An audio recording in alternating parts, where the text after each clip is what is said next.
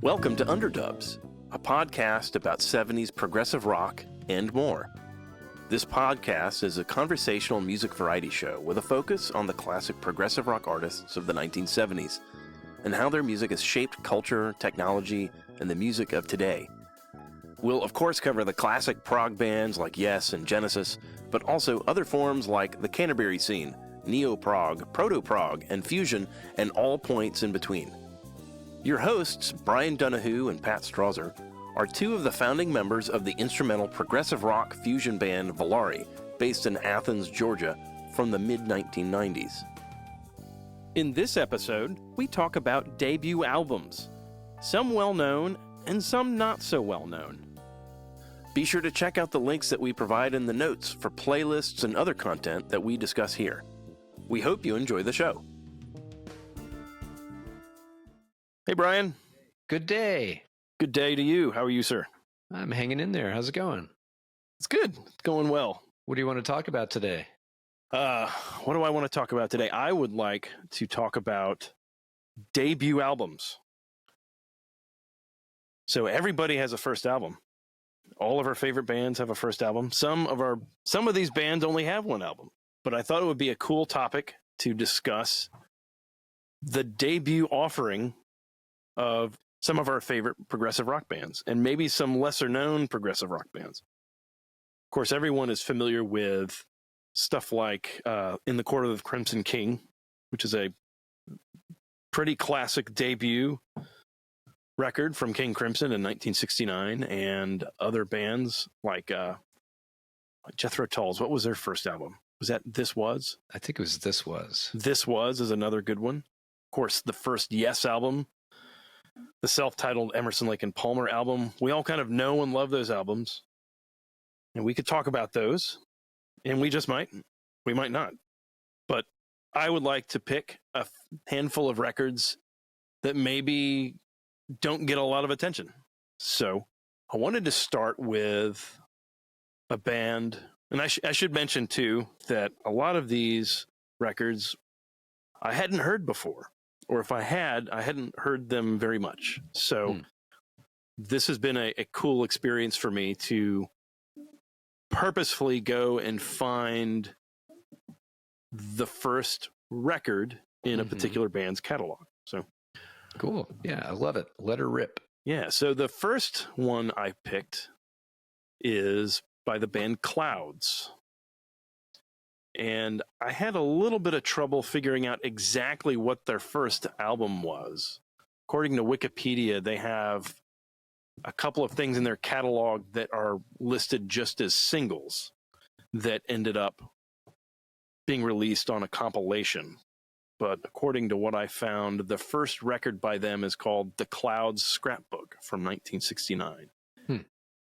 And for anyone not familiar with Clouds, they hold a kind of interesting place in prog rock history, as they were a Scottish rock band. At various points were a trio. I think they did have a fourth member that played guitar, but they were largely led by a guy named Billy Ritchie, who was the organ player. And so they were kind of an organ-based drums trio. And guys like Rick Wakeman and Keith Emerson used to go see them back in the day, and they have mentioned at times like what an impact that this band had on the things that they went on to do. The Clouds Scrapbook, which came out in 1969, I listened to it for the first time very recently. Well, I should say, the first time I heard of them, for some reason I want to say you sent me a link of them. It was footage from, I think it's The Beat Club, a tune called Big Noise from Winnetka. And it's really cool, groovy organ trio, real rockin'. Yeah. They had the orange bass stack in the back. And it's just it's a really cool number. I'd never heard them before, but when I did, I was like, oh, wait. I feel like there was some kind of subtext. It was something like, Clouds, the very first progressive rock band, or something along those lines. I don't know. And I think that's how I had heard of him years and years ago. Somebody, passing me a CDR of, oh, dude, you gotta hear this band. and loving it. Although I have to say I haven't heard it in a long time. I don't remember that video you mentioned, but now I want to see it. Maybe we could put a link to it in our show notes or playlist or whatever. I want to see it again. And I remember hearing what I thought was their debut record. I didn't know they had more than one, and thinking, man, this is great and way ahead of its time, and didn't really catch fire in the way that a lot of the other first generation prog bands caught fire. Yeah, they I don't think they lasted very long. I think by 71 it was all over. And from my notes after listening to the first one, it was kind of campy. It made me think of the Beatles meets Monty Python. Just a kind of comical, in a way. I was waiting to hear, hey, where's that prog rock pioneer sound I was waiting to hear. So when I first listened to the first couple of cuts on that first record, there's a tune called Granddad, another one called Union Jack, and Ladies and Gentlemen, and they all were they're very comical, kind of typical of late 60s psychedelic music, almost like the Mamas and the Papas or something. A few of those tunes even have like really lush Bacharach style orchestration. Yeah. And again, another thing that you heard a lot on a lot of those pop records, but I was waiting to hear that sound. And, there was a tune on there called The Carpenter that had like some pretty screaming Hammond stuff on it. When I looked a little further, I did find some kind of proggy offerings on something called Imagine Me from the 1970 album Up Above Our Heads. And this was interesting, and it made me wonder who did it first. They included a quote from the Nut Rocker that Emerson did on Pictures, and which was a cover of a 50s group. I'd have to look up the name of the 50s group that first did Nut Rocker. Oh, okay. So I wasn't familiar with that. Yeah. No, it was like Bumblebee and the Stingers or something like that. Let's see. Really? Bee Bumble and the Stingers. Bee Bumble. Okay. 1962. And it was a Los Angeles band. That's interesting. So even Emerson can't lay claim to that. That's funny. So that brings up something to me that I hadn't really thought too much about, is that a lot of these prog guys, you just assume, oh, well, they're taking that from Tchaikovsky. They weren't taking their cue from some other rock band. If they were taking it directly from Tchaikovsky, it would feel a little like more of an original take. It's rock meets classical music. Wow, how progressive. Right? So that's really interesting. I didn't know that. At any rate, that was my first pick. The Clouds Scrapbook. Another record that I really enjoyed, and this falls under the category of a one and done. So this was their first and last record, and that is the band Fields, which is from 1971. It included Andrew McCulloch, keyboardist Graham Field, and bassist vocalist Alan Berry.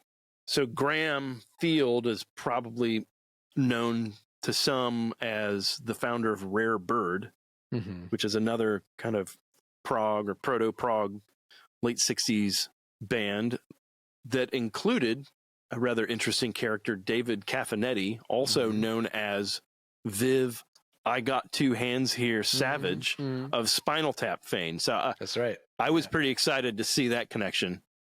But this is a record that I only very recently got hip to. You sent me the link first about 7 months ago, I think. And man, I kind of wondered where this had been my whole life. I just think it's a blistering record. It's a doozy. It's so good. The first track, A Friend of Mine, and a bunch of others, to me, they have this very ELP-esque type of sound with lots of kind of virtuosic Baroque-like organ leading. Some of it has more of a classic rock sound, I'd say, and I even detected some kind of Yes-like vocal harmonies. I also really liked the songs seemed to be like well written and almost I think so too. Yeah. they felt mature, and they didn't seem they didn't seem to suffer from like the endless jamming that that some of these bands can get into. You know what I mean? I'd say my favorite part of the whole thing was the overdriven Hammond and clavinet parts, which was most of it is that's sort of the sonic landscape. It's a little too early for synthesizers. 71, there's not, I mean, I think the Mini Moog was on the scene by then, but not very accessible. So great album.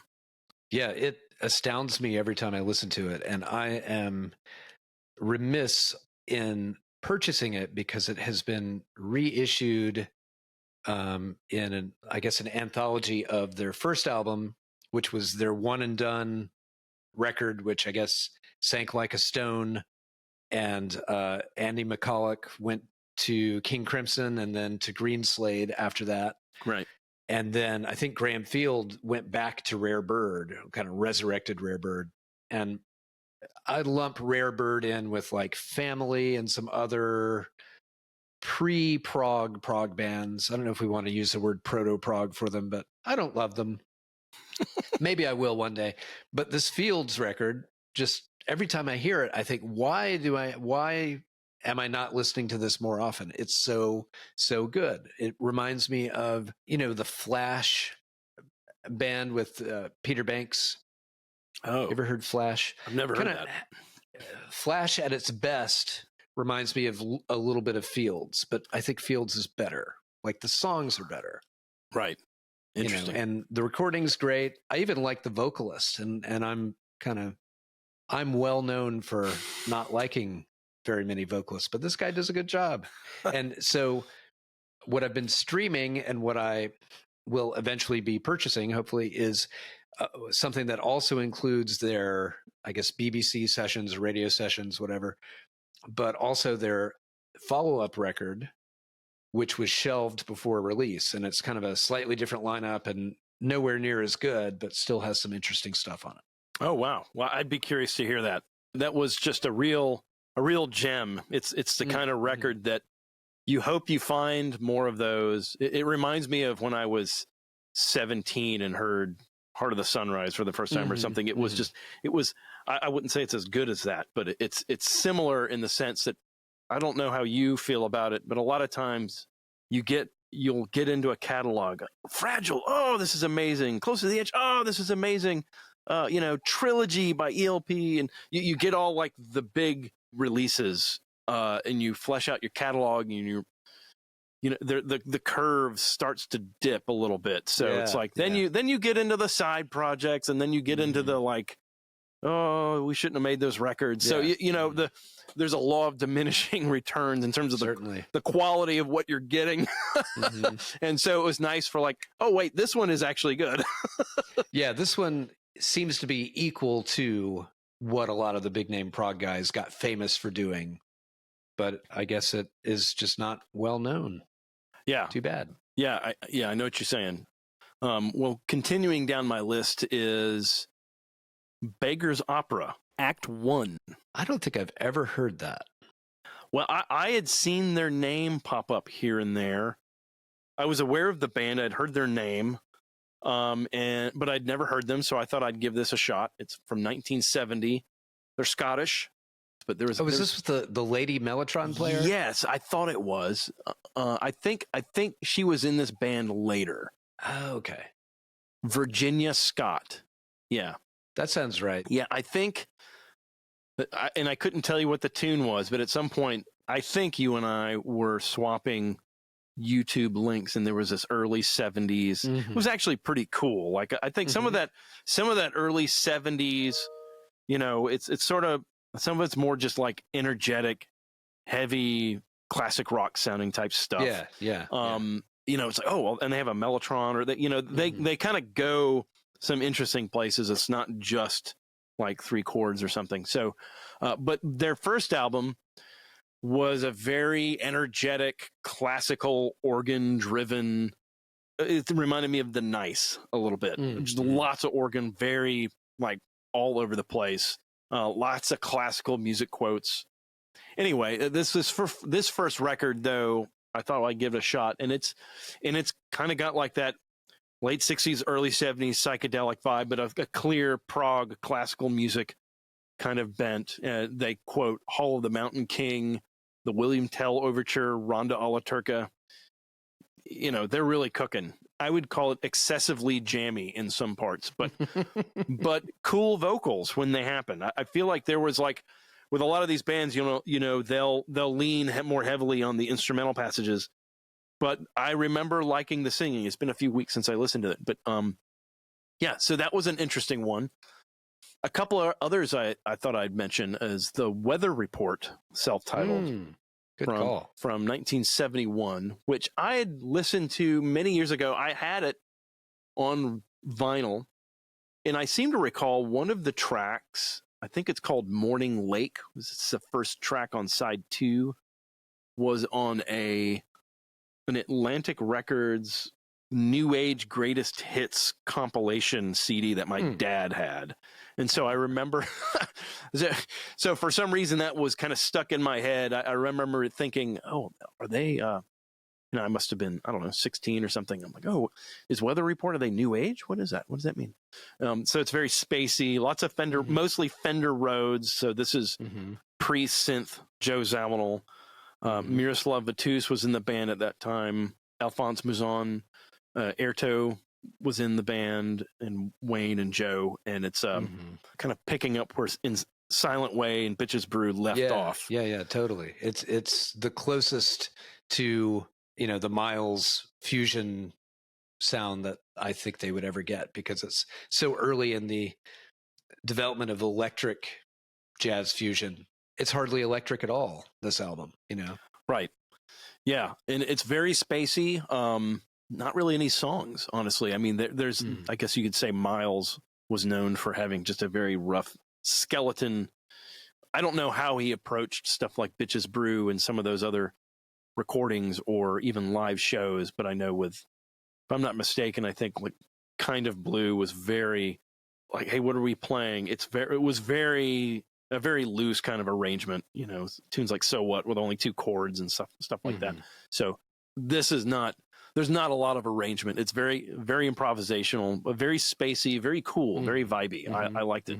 I really liked it. The contrast between the early Weather Report stuff with Miroslav Vitus and then the later Jocko era stuff from the mid-70s on it's pretty stark. I mean, they really do sound like a different band. By the mid-70s, you could tell it's much louder, much more electric, much more groove-based, kind of bass and drum groove kind of stuff. And the debut Weather Report album is very much a jazz band in this kind of studio exploration territory. Yeah. Right? Yeah. I mean, it kind of reminds me of what would become ECM, the ECM sound totally later on, right? Even that cover, which I can't describe. For some reason, it looks like it's like a sailboat or something. Yeah, I always thought of it as some kind of a sailboat or waves from an aerial view of waves or something very abstract. Yeah, it does have that kind of ECM sort of quality to it. For sure. Another one that it might strain the bounds of progressive rock credulity, but that's what we do here on Underdubs. That's what we do here is we want to expand the envelope. It's not too much of a stretch, but I thought Jeff Beck's first solo album, Truth, from 1978. Oh, with Rod Stewart and company, right? With Rod Stewart singing vocals, and Ronnie Wood is on it. And apparently it's one of his first on-the-scene appearances, from what I've read. Clearly a lot less proggy than some of these other bands, but given what he ends up doing later with Jan Hammer and Simon Phillips, that more fusiony, Wired and Blow by Blow and stuff like that, to me it's worth a mention. I love this album. It's very rock and roll. It's very rock and roll, and kind of the template for early Led Zeppelin. Yeah, I don't know which album came out first, this one or Zeppelin 1, but since you mentioned Led Zeppelin, when I read Rod Stewart's biography many years ago, he made a point of stating that if it weren't for Led Zeppelin, then this band would have been the next Led Zeppelin. Could be. Who knows? But, they do stuff like there's a version of You Shook Me on here. And it doesn't sound like the Zeppelin version, but there's a very similar kind of vibe. I would say it's not quite as heavy as Zeppelin. The thing about this record that, there's so many of these bands that when you hear their first record or their first couple of records during this period, there's this very raw energy about them. Mm-hmm. And very rockin'. And I like that. Just, it's almost like a little bit like riff rock, like Black Sabbath and some of these bands that are a little more just hard blues, sort of in that category. Yeah. Steppenwolf or Mountain or something like that. This was Beck's first album after leaving the Yardbirds in '66. It's interesting to hear Rod Stewart too at this early point in his career. So this is before Faces. This is before his solo stuff. So a really great record, I think. And I am a Faces fan. Small Faces, not so much. But when Rod Stewart joined, what a great rockin' band they were. Some great songs. Yeah. I've got a couple more here. You and I have discussed Van der Graaf Generator on a number of occasions over the years. But not yet on Underdubs, I don't think. Not yet on Underdubs. So I feel like I should offer a bit of a preamble, a preface to this. I have historically not liked this band, but it was a decision I made many years ago when I was young and foolish. When I first met you, you brought over the first couple of Gentle Giant records, Power and the Glory or something like that, and you had, maybe Pawn Hearts or a couple of Van der Graaf records. I don't remember what you had, but I remember you introduced me to both of those bands, Gentle Giant and Van der Graaf, and I really liked Gentle Giant. I didn't really know what was going on at the time. My little 18-year-old head couldn't quite wrap itself around all that was going on, but I, like you, can be a little hard to please when it comes to vocalists. So I did not like his vocals. So I just decided right then and there, I don't like this band. I don't like his singing. I kind of like the instrumental passages, but not enough to sit through it. So on the shelf they sat for a good, 30 years until about a month ago, when I decided to pull out the Aerosol Gray Machine from 1969. I had always thought of them as being a guitarless outfit. I feel like I remember seeing some video of them where Peter Hamill was playing an electric piano. Yeah, that's mostly true that they were guitarless. Okay. Mostly true. So it was, the piano, organ, bass, drums, and saxophone. This first record that has all of this acoustic guitar stuff, this very kind of romantic, melodramatic type of sound. I thought it was pretty good, a bit earnest from, almost imagine him wearing a very poofy shirt and smoking clove cigarettes outside of a somewhat immature, I would say. Right? Maybe, like the kid that carries around War and Peace at school just to be seen reading it. But it was good. So I decided, okay, well, I'm going to listen to their first one. I'm going to go ahead and listen to the second one. The least we can do is wave to each other at your suggestion. And I thought that was a really nice development from that record to the next one. The proggy elements are clearly there in that second one. The Hammond is a lot more driving. It's very dark and very brooding. The subject matter is very esoteric, and it's heavy with some more instrumental passages. I guess some more soloing maybe.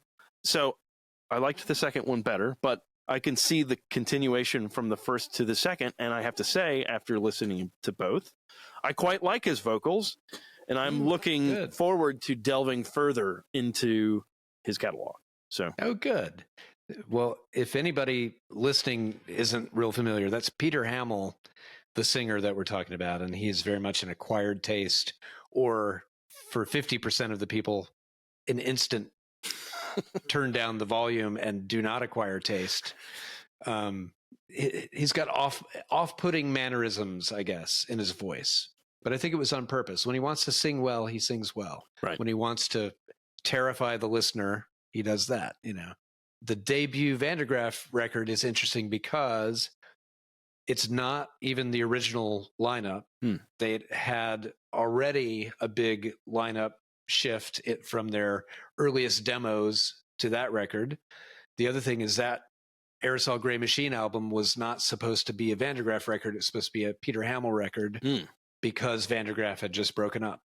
And so somewhere in the recording of, somebody said, yeah, we should just make it a Van der Graaf album instead of just Peter Hamill. So the development is between Aerosol Gray and the second one, The Least We Can Do Is Wave to Each Other, which to me is like the beginning of the real impetus of the band begins on the second one. Right. Because you've got a new bass player and you've got the addition of saxophone in David Jackson. So to me, it all really coalesces on the second one. But the first one's interesting, and it's got some pretty neat things. It sounds, kind of shaky and amateurish. I think it was recorded in a super hurry, which any musicians listening out there who, their first band or their poorest band can relate to that of like, okay, we've got 9 hours to record and mix, so you better get started. You're like, oh no, Right. So it sounds like it was made in a hurry by amateurs, which it was, but it's got its charms, and I'm glad it's out there. A decent first offering. Yeah, totally. So the last one on my list, at least for the time being, is the 1974 Todd Rundgren Utopia record. And I would imagine most listeners are familiar with this record, certainly with the man himself. I was mostly familiar with his, the previous album, Something Anything, that he produced and wrote and recorded all the instruments. And it's got some... Yeah, same here. I'm a big fan of that. Yeah. Solo period. Yeah. So, and that's just an outstanding record. I love that style of a 70s singer-songwriter. Hello, it's me, and all that kind of stuff. I really, really have a soft spot for that kind of stuff. So this record was quite the departure from that. I was surprised that I hadn't heard it before. I bought a copy of it, I think, many, many years ago on vinyl, and for some reason, I kind of wonder if I may still have it. I just never listened to it, not even once, and I'm not sure why. But man, it's a really great record. Most of it was recorded live at the Fox Theater here in Atlanta, which is kind of cool. It had not one, not two, but 3 keyboard players. I didn't realize that. Yeah, Mark Mogi Klingman, Ralph Schuckett, and Jean Yves M. Frog Labatt. If I'm pronouncing that right. Man, it's just it's a smoking album. To me, I think you and I were talking about it the other day, and I liked your comparison of it being something like a cross between 2112 and Brain Salad Surgery. Yeah, that's how it always struck me. And I've heard it, and it's been a long time since I've listened to it. And I just remember thinking when I heard it that it was a little, I'm going to use scare quotes, North American sounding for my taste. Like it wasn't very subtle, right? Subtlety is not what this record is offering. No. So I think at the time when I first heard it, I found it a little off-putting, but I like and respect Todd Rundgren so much that it makes me want to revisit. And so now you're making me want to revisit. Yeah, I mean, if you like really epic length stuff with cool and synths, I do. Yeah, because he had all the cool beep bop boop sequenced arpeggiated synth stuff, which for 1973 is kind of something. Side 2, the icon is 30 minutes long. Yeah. It's really good. I need to listen to it again. I'm just noticing, I'm glancing up here at the Wikipedia entry, the source, All Music. Apparently they gave it 2 out of 5 stars. I don't know what that means. You don't need those other 3 stars. I think it's better than that. But, maybe I'm trying to be a little more generous than I need to be. But some of this, as I'm listening to these records too, my take on them is, will I listen to it again? What is the likelihood that I will want to listen to it again and maybe dig deeper? This is one of them. There are a couple on here that I could go a long time and not ever hear it again, and it'll be okay. But and this one I think is worth a little more attention. So I'll check it out. I haven't heard it in ages and ages. yeah, it's worth looking into. So anyway, those are my selections. What are some of yours? Well, I was thinking about Camel. So their debut, self-titled, is from 1973, I believe. Camel is one of those bands that, this is going to sound reductive for me to say this, but they're very much a second-tier prog band in my worldview, And when they're really good, they're great. At least when they're really good, they're really good. However, I think I'm not the typical Camel fan because I really like their debut album, and I really like the stuff they did at the end of their career, like Rain Dances, and then even after that, Kit Watkins joined for a couple of studio records, right? Which I don't love, but I think it's at least interesting, and I love Kit Watkins, so it works. Right.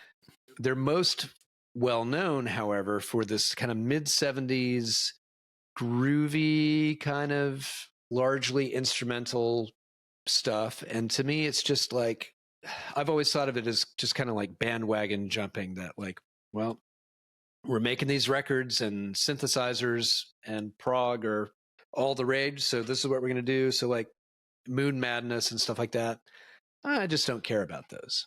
And I know people want to punch me in the stomach for saying that, but I just don't think they're that great. What I do think is great is the debut album, especially the opening track, Slow Yourself Down, is just fantastic. And it kind of reminds me of earlier when we were talking about Fields and I mentioned Flash. Right, yeah. This kind of that early 70s keyboard and guitar driven, mostly prog, but kind of rock thing. And it works great. It's flippin' fantastic. So that first Camel record, I think, is great. You won't catch me listening to the other ones that come later, Lady Fantasy and all that stuff. I'm just not interested. I just don't like it that much. Until you get to Rain Dances with Richard Sinclair, which I dig. Right. But the debut album I really like. It's rockin', and it's clever arrangements, and it sounds good. It sounds like a live band in a studio, which I enjoy. Right. Yeah, I gave it a listen for the first time just a few days ago. I was only familiar with Rain Dances, I think. I don't know how they kind of escaped my attention too, and I'm not really sure why. I think maybe I had the other thing I might have had is like a greatest hits or some kind of compilation many years ago, and I thought it was kind of funky, kind of jammy in a good way, kind of groovy, a little jazzy, kind of chimey guitar, 13th chords and stuff. Definitely proggy, but not very bombastic and maybe a bit understated. I quite liked it. It was pleasant. I might listen to it again. Sounds like a Broadway musical review. Right. Right. Well, in getting ready for this episode today, I was thinking about how maybe the best or most successful or most impressive debut albums always seem like they come out of nowhere, like out of left field. Like, oh, we've never heard of these guys before, and here they are. It's this perfectly realized thing that gets unleashed on the world in the Court of the Crimson King, making a big statement. That's one I can think of. But I think the truth, once you scratch the surface a little bit, is that the most successful debut albums in reality are the product of people who were already semi-pro or even pro musicians for a couple of years, right? So by the time you get to 1969 and In the Court of the Crimson King, you've already had Giles, Giles and Fripp, The Cheerful Insanity of Giles, Giles and Fripp, which I adore. I love that record, truthfully, more than the first King Crimson record. And that's probably sacrilege to say it. But I think it's got a lot more personality and it's way more fun. And I've listened to it way more often. Cheerful Insanity was not a hit. You know, it was not a well-known record. They kind of had a band meeting one night and they're like, well, what do we do now? And so they formed King Crimson. King Crimson makes a big impact and seems as if they came out of nowhere. And the reality is they had a few years of blood, sweat, and tears and toil and practice and studio experience. You could say the same about Yes, coming from, you know, the Warriors, a really early group, and then the Sin and Mabel Greer's Toy Shop. Yeah. And Steve Howe had been in Tomorrow before he was in Yes. So you get like the debut record in Time and a Word, and you're like, wow, this energetic new thing came out of nowhere. And the truth is they had been working, you know, in clubs for at least a year or two, honing their craft and whatnot. A debut album that blows me away to this day is the first Gentle Giant album, the self-titled one, 1970. And they're another example, yet again, of working musicians intentionally retooling what they're doing to get hip to this progressive thing that was happening. So obviously the Shulman brothers, the three guys in Gentle Giant at that time in the 60s had been Simon Dupree and the Big Sound. Making R&B and pop music and touring and lots of singles and had, I'm not really quite sure how big their profile was, but they had some following. And they basically just chucked it all out the window and started fresh with Gentle Giant. But that debut record, it sounds great. I mean, you've got Tony Visconti producing. He did the first two Gentle Giant records. That's right. So sound-wise, it sounds very mature and intentional and not haphazard. It doesn't sound like you just grabbed a group of 6 guys out of the countryside and dropped them in a London studio and said, okay, I'm hitting record. Like it's very well realized and very well put together. And I think that's because these guys were not amateurs. You know, they knew what they were doing. It was all very intentional. And it sounds great. It really holds up. It's a very mature, if not fully realized, then almost nearly fully realized band statement on that first Giant record. Yeah, I started listening to that again 6-7 months ago. I started revisiting that one.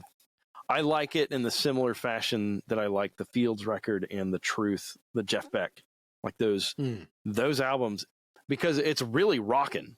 Like it's not just, you know, later on they have this sort of this very kind of Renaissance festival, medieval sort of sound, very, very sophisticated. Those elements are definitely here, but I like Alucard is a great example. Just this blistering rocker with that Moog doubling that line. Oh man, it's just. But then they get into, you know, the folky chamber music stuff with the next track, Isn't It Quiet and Cold, and it's you know, it's a little, oh well, we have a sense of humor.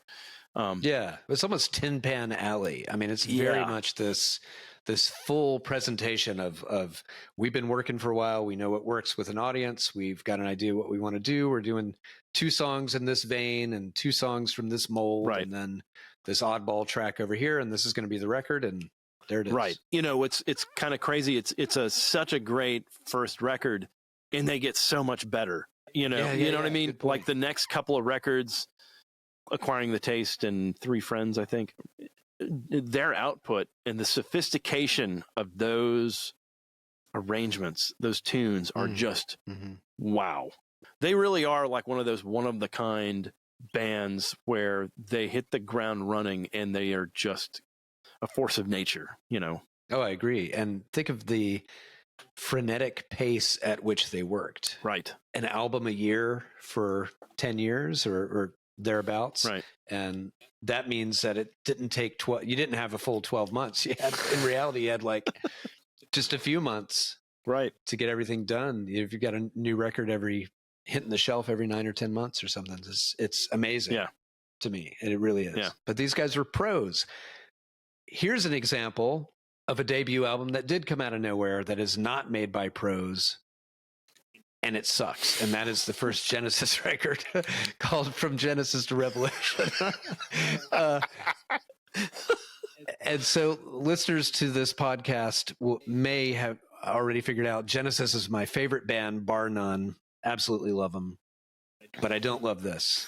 And I choose not to listen to it. I've listened to a few songs in the last month or two, and just every time I hear it, and for about 5 seconds I think, oh, it's not so bad. But I really, I just don't like it. In fact, I don't even want to talk about it. Other than it's an example of the band that were not pros. In their defense, they were also like 17 years old at the time. So, right. It's not their fault. This was another example of one that I'd missed entirely. I'd never heard it, probably for this very reason. Because again, I think you were the one that introduced me to Genesis many, many moons ago. I started at Trespass and never went back. That's a good policy. Right. So for those of you listening, you've been warned. I listened to it for the first time just a few days ago. I don't dislike it as much as you do. I do hear I've read and seen comparisons to the Bee Gees and some things like that. And to me, it is very typical of some of the other pop psychedelic music of the period. It does sound like a very freshman effort. The arrangements are not terrible, but they don't sound like the band really had a lot to do with it. Yeah. I think the strings were added without their consent. Right. I found myself enjoying it more than I was expecting to. Again, maybe I'm trying to be a little more generous with some of these listening, some of these hearings. If you use the word hearing in a legal sense, How'd it go at the hearing? Not right. I was forced to listen to From Genesis to Revelation. Right. Well, the indictment went through. It goes to trial later. But the thing I will say is, it's interesting. We appreciate listening to the original, not the remastered, not the, this has got an additional 4 tracks. That's great. It's great that that's available to us. But I kind of wanted, especially with this exercise of let's listen to the debut albums of these bands, I want to hear sort of the unadulterated, stripped down, this is the first offering. This is what I would have heard in 1968. I guess the original track listing is about 13 songs. I think I got to about 14, 15, maybe 17 tunes. I went too far. I didn't need to listen to I didn't listen to all 23 is my point. I was like, I don't need that in my life. I did like The Conqueror, and I liked The Silent Sun. I'm not sure I'll give it another listen, at least not for some time. Yeah, I think, I don't know. I don't even want to talk about it. No, I don't want to talk about it. I've stated my case. So as you were saying. Well, here's another debut I do want to talk about, and that is Caravan. Yes. Right? 1960. I recorded in 68, but released in early 69. And again, these guys had been in bands, the Wildflowers, but I don't know if that we could consider that even a semi-pro band. Right. In retrospect, kind of an all-star Canterbury kindergarten, with all these guys in it at different times. Right. They formed Caravan, and then I learned recently, rehearsed on Soft Machine's PA system while Soft Machine was on tour with Jimi Hendrix. Ooh.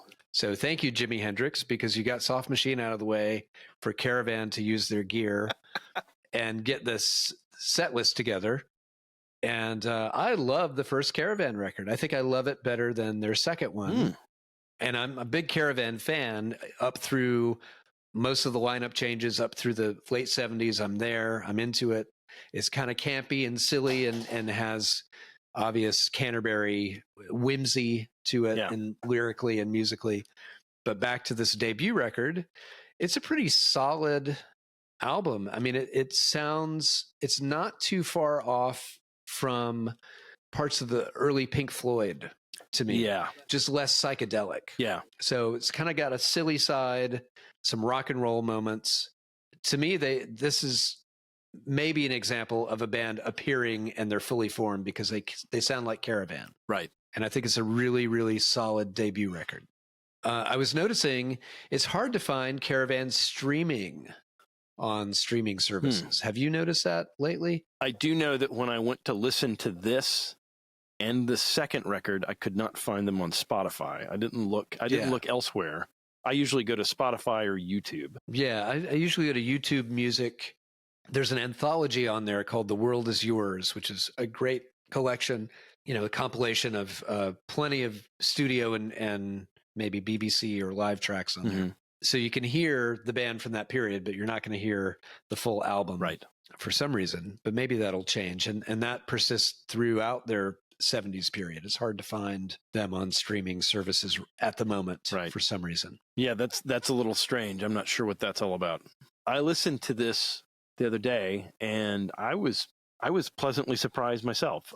I really liked the first two songs in particular. I liked the first one. This is kind of this, Place of My Own. It's got this dark, understated, psychedelic sort of vibe. I love the organ playing. It's lots of pretty busy, but not too busy. Dave Sinclair. The one that really knocked me over, though, was Ride, the second track. That was a very psychedelic tune, but it had a very fresh kind of sound. I loved it. It was just, and the guitar solo on that is just awesome. Yeah. It's a pretty vital sounding record. Like they were all in. They were not trepidatious. Right. Full throated. I think it's interesting in listening to Dave Sinclair on this record because on the organ, he's branching out from the traditional, what we would think of as like the standard Canterbury sound organ palette, the overdriven Ratledge solo thing, and then like a very flat, no tremolo kind of thing. When he's soloing, especially on the last song, which is approaching epic territory, I think it's like 9 minutes. Where but for Caravan would I, which is a really cool track. His solo in that song, I mean, he's really branching out and using different tremolo or vibrato kind of stuff that you don't normally associate with the Canterbury scene players. In listening to this record recently, it stood out to me that how much they sound like Caravan right from the first minute that the studio engineer hit the record button. It's like, okay, we've got Caravan. And here they go. Yeah. And it sounds cool. Yeah, it's interesting you mentioned the organ sound because that too is very some real catchy riffs here and there. It's very, again, I thought I detected some wah pedal on the organ on a couple of tracks. Oh, maybe so. Yeah. And he didn't go for that buzzy Mike Ratledge, Dave Stewart kind of. I think he does that later though, doesn't he? He does, yeah. Great stuff all the way around. I have one more I wanted to mention that, I think we're both trying to pick some slightly off the beaten path prog or prog adjacent debut albums for this episode. Here's one that I was thinking about recently that I think is interesting, and that is the Dixie Dregs, which was a band from Georgia, our home state. Yep. Their debut album was Free Fall from 1977. And to me, in my imagination, I would have thought this was a record that appeared out of nowhere, out of left field from musicians nobody had ever heard of and made a big impact. And that's still how I think of it. Dixie Dregs have been known to me for a long, long time, even before I got to know most prog stuff, because it filtered down through other older musicians down to me of like, oh, well, you need to check out Dixie Dregs. I think I've got all their records on vinyl, and once in a while pull them out. Great band. I mean, great live band. Stylistically, maybe some listeners haven't heard the Dixie Dregs. It's instrumental with a little bit of Southern rock flavor thrown in. And I think of them stylistically as a cross between Mahavishnu Orchestra and early Van Halen. So it has this this kind of like strutting kind of cockiness, this kind of in your face, watch me play my solo, are you impressed yet kind of vibe, playing at the state fair for the blue ribbon. And yet I think of him as a smoking, inventive, fun, super fun band, right? Live and in the studio. Great musicianship, very clever, crafty arrangements. Mm-hmm. There's some tracks on that debut record that are just hilariously fun. You cannot listen to them without smiling. I mean, it's just this contagious optimism of like this youthful cockiness that comes through on the early Dixie Dregs stuff that I listened to it again recently, and it was fun, and I really like it. And I'm one of the listeners, I guess, that could probably pull one really, really great compilation record from all the Dixie Dregs studio records. So I'm not the world's greatest Dixie Dregs fan, but I will say Free Fall is an uproariously good time if you're into fusion and prog, and sometimes it even sounds like TV theme song music from when we were kids or something, you know, like the beginning of Simon and Simon or something, you know, just kind of like guitar led, trucking along, and then because it's a TV theme song, there'd be an odd meter accent or change because it has to time up with the explosion on the screen, you know. Yeah, right, just kind of out of nowhere. So I do recommend Free Fall by Dixie Dregs. And in reading about it recently, I did not know that they had a demo recorded in 75, released in 76, called The Great Spectacular, pressed in micro quantities of like 1,000. And it had some of these same songs on it. I think it had like 3 songs that made it on this first studio record, and then even a few more songs that made it on their subsequent studio records. So I don't even know if I can now claim them for the category of bands that came out of nowhere and made a big impact, because they secretly had this demo, you know, which I guess is the more common story. I think it's rare to have the band truly come out of nowhere. Right. And I read that these guys were students at the University of Miami, which I did not know. That's right. But I also read something interesting, Pat, and that was, do you know who some of their classmates were down in Miami? At that time, I would expect it would be like Pat Metheny and Jaco Pastorius. That's right. And Bruce Hornsby. Oh, yeah. As well. I can see that. Yeah. And T. Lavitz also. T. Lavitz. At the same time. So that's a very rich group of musicians, you know, very, very talented pool of fusiony dudes. I liked your comparison to Van Halen and Mothers. I was going to say, imagine Jean-Luc Ponty's band, but with Jerry Reed playing with them.